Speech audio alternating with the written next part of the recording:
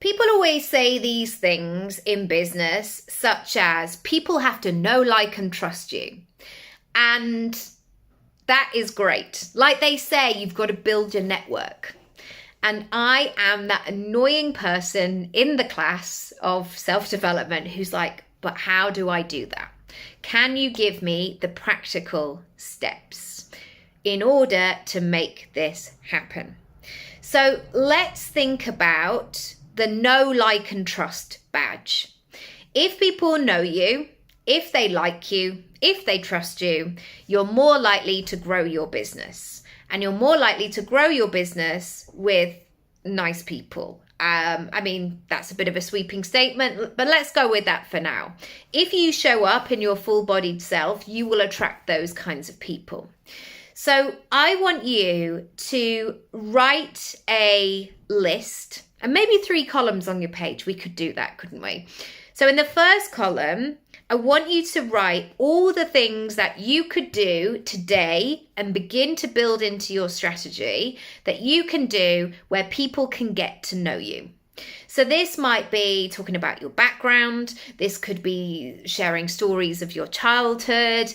You could show us your workspace.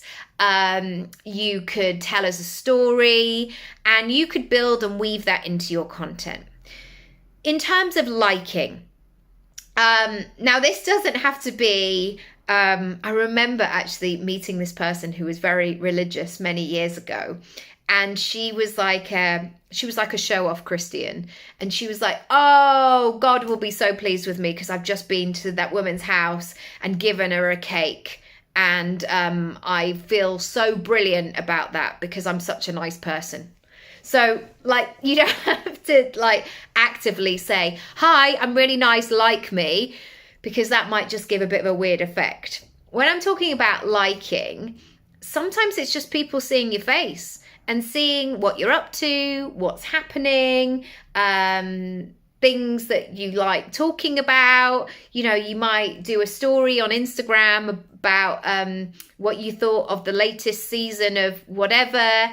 And people are like, I like this person. Or sometimes it's these moments where you show a bit of a behind the scenes of going, oh my gosh, I can't believe I did this.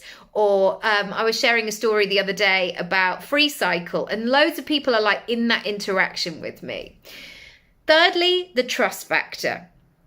I don't want to shame people on the internet, but I think there are some people who are a bit shady.